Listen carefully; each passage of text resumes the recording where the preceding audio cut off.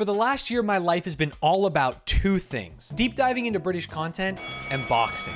Now, if you don't know me, you probably discovered me through me watching one of your favorite UK YouTubers or TV shows. But the truth is, just like KSI and Deji, I'm a boxer myself. Last year, I trained for 4 months for the Mogul Chess Boxing Championship. And if you don't know what chess boxing is, I have got a great series of videos for you. And even though I didn't win,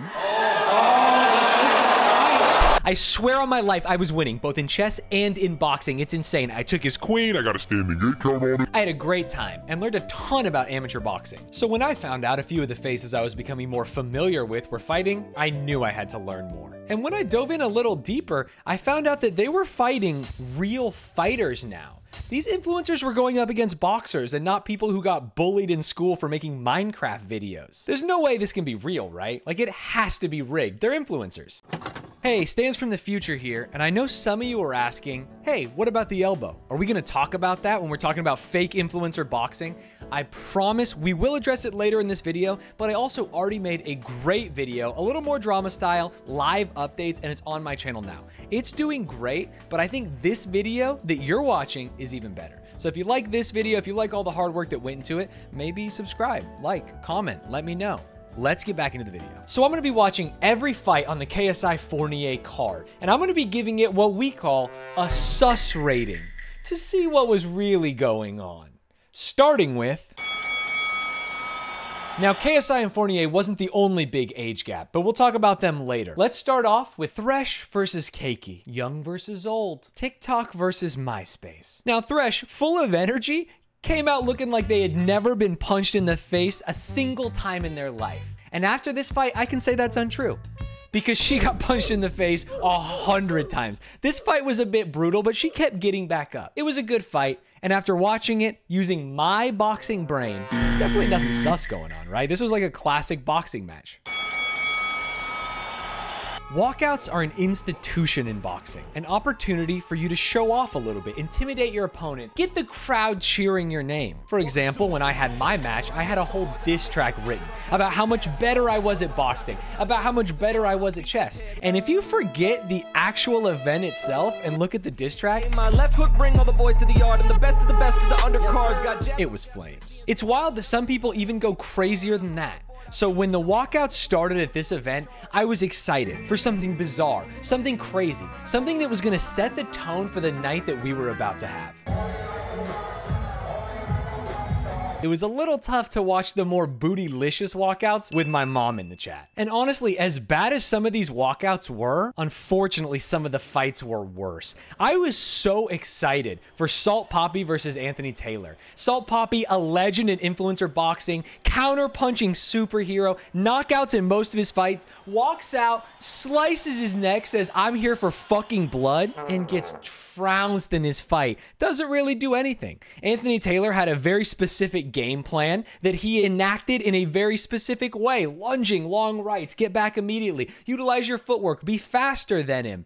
And by the end of it, it was kind of a dud. Okay, come on. You've destroyed him, don't cry. I don't know whether Salt Papi had his game plan downloaded or Taylor was just that much faster during the fight, but honestly, it ended before we got to see any fireworks. And to me, no fireworks equals kinda sus. Was Anthony paid off, or is he just a professional boxer and obviously did better against an influencer? Probably not sus in the grand scheme of things. And the worst part about this fight is it's where they introduced us to the ref cam, which are these Snapchat goggles they strapped on the ref so that we could see from within the ring. Oh, that is RefPov. Yo, we got RefPov. I hate this. No, no, go to real cameras. I'll give you a hint. The cameras that cost hundreds of thousands of dollars that they install in these arenas are better than the spectacles this guy's wearing on his head. And every time we went in and had to watch the fight from that close at 480p, I got sick. There's a reason we have nice cameras. It's like watching a Creed movie. Look at the camera. It's not like watching a Creed movie. It's like watching a live leak. I will say that RefCam is the worst thing to enter a boxing ring since that Stool and $1 Million Baby, which is a boomer reference. So I'll pretend I've never seen $1 Million Baby, and you can think it's like Baby Genius's $4 Million Baby or something. There was one fight that lived up to the hype. An absolute war between a Spanish Adonis chiseled out of marble and some guy that I think works at a 7-Eleven. That's his opponent? What? I feel like they have trained to different levels. I went into this fight, honestly, with zero expectations. Unfortunately, I hadn't heard of either of them. I hadn't seen any previous fights. So when they started throwing absolute bombs, I was on the edge of my seat. We got the holy grail of boxing in this one, with both fighters getting knockdowns and it ending with a knockout. In fact, one of the fighters that got knocked down... Oh, he's gone. He's gone. Oh my God, that hook. Got up and knocked out his opponent in the next round. Oh, he's actually out like a light. Shoo, shoo, shoo, shoo, shoo, shoo, shoo, shoo. It's some of the craziest shit I've ever seen. And honestly, the reason we watch boxing. Super sick fight. And honestly, with how hard they were hitting each other, I cannot imagine this one was faked, even a little bit. Okay. We're finally here. You guys want to talk about Deji. So for the entirety of this stream, my chat had been spamming, when is the real fight? When is the GOAT gonna fight? He has the potential to be the GOAT? The GOAT of what? He is not. You're saying things that don't make sense. What the fuck are you talking about? And I assumed they were making fun of Deji because my whole exposure to Deji was as like the butt of a lot of jokes and like the roast we watched the other day or him and KSI beefing. I didn't think he could actually be a good fighter until I saw it with my own two eyes. Yeah, Deji's actually working him. I think he could be the GOAT. Now, I don't know if I think Deji is that good or if it was Swarms having an off night, but honestly, in the ring, he killed him. Deji is taking space with ease. Oh, yeah. Deji's honestly the better boxer. He properly spaced all his punches. He took space as he needed. He backed up. He ducked, dip, dive, dodged. And it was then I started thinking, could this be rigged? This was the furthest it had been from my expectation going into the fight to the result of it. Oh, they're stalling. Oh my God, they're stalling in ref cam. This is fake. Rigged. Rigged. It looked like a man boxing a child, and maybe Deji's the GOAT. Or maybe it's rigged. Now, you might think this drama section is going to be all about that elbow, but there's a lot more to it than that. Let's start with Tommy Fury fighting someone in the crowd. Who was he fighting? Who cares? This wasn't his fight. I would say that it was a little bit cringe of him to do, but honestly, when I looked into it, tons of boxers and MMA fighters do this all the time. Sometimes they throw trash cans. Sometimes they brawl in the streets. I'd like to take this chance to apologize to absolutely nobody. So I guess him fighting doesn't make this event any more or less real in the grand scheme of things. It was then the lights went out. A bell tolled. And for one beautiful moment, I thought The Undertaker was going to come out and tombstone piledriver Big Zoo through the ring until the mariachi music played. My chat told me this guy's name was Pineda and he had fought previously. He called out Swarms and then he just left. And I have to say, making it look and feel like the WWE makes me think it's a little closer to a sham than a fight. I'm feeling nervous at this point. It feels like most of the fights were fine. Maybe a few weird things like Deji's dominant victory peeking through the cracks, but I was starting to gaslight myself into thinking something truly spectacular could happen. I don't know, like a YouTuber going the distance against a boxer who had won 15 international championships. But I threw those feelings to the side. This is it.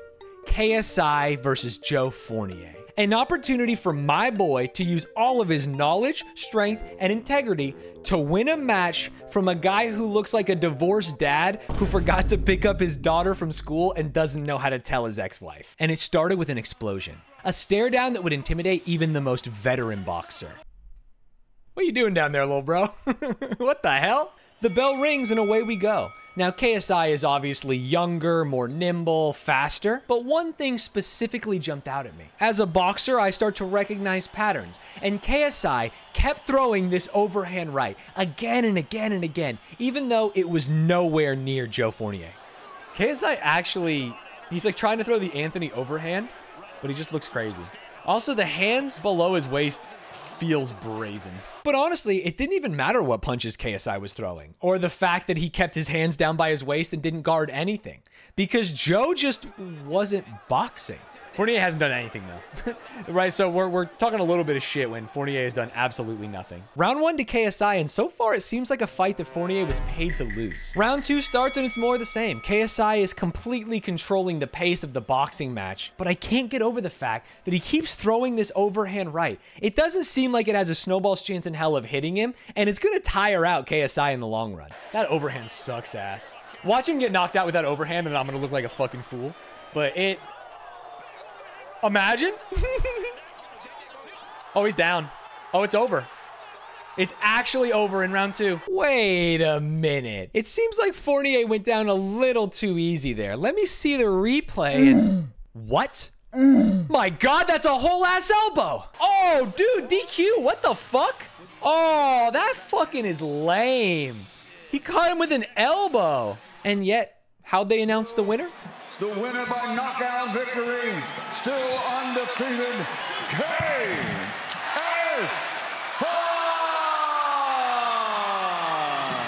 So KSI was winning and almost assuredly would have won because just like Swarms, Fournier wasn't fighting back at all. Something was going on here. Could he have been paid to lose? Which is really funny considering his nickname is the Billionaire. It's the perfect alibi. Why would he take money to lose when he's already rich? So let's wrap this up. Was it intentional from KSI? Absolutely not. Should this be a no contest? Absolutely yes. KSI tweeted this the next day saying, "Unfortunately, the victory, which was inevitable no matter what, is tarnished, and I hate that. It sucks." Fournier responded with his statement to the press saying, "I believe KSI's elbow was intentional, not accidental, which is why he wants the win to be overturned to a disqualification loss." Which is crazy to me. It's made even crazier when you look at the interviews we saw with him, saying that because KSI trained in an MMA gym, his primal Goku instincts to throw an elbow came out in the middle of the ring. His fight or flight caused him to almost put him in a rear naked choke. It's absurd. Fournier just wants a rematch. He just wants to get the bag again. And I don't think he's really a billionaire. It stands from the future. I'm back again. So there's been an update in this. I know we were talking about what we thought should happen with a no contest, and it turns out that's exactly what the commission did. It was unfair to Joe to get a loss on his record because he lost by elbow, but it's also super unfair to KSI to give him a DQ. So we're going no contest. KSI is going to move on. He's going to fight Tommy Fury. No one is going to rematch Joe, and we confirm handshakes all around. Okay, stands from the future back, stands from the past coming up. He's very cool, very handsome. Keep enjoying this video. So is influencer boxing fake? Well, if you're asking me if pageantry is more important than substance, or if the fighters are there to proudly display the artistry of the sport or just get a bag, I'd have to say it's obvious to me. I mean, nothing this crazy has ever happened in a real boxing match, right? There he bites him there. You see him lift his teeth. Oh. Well, shit.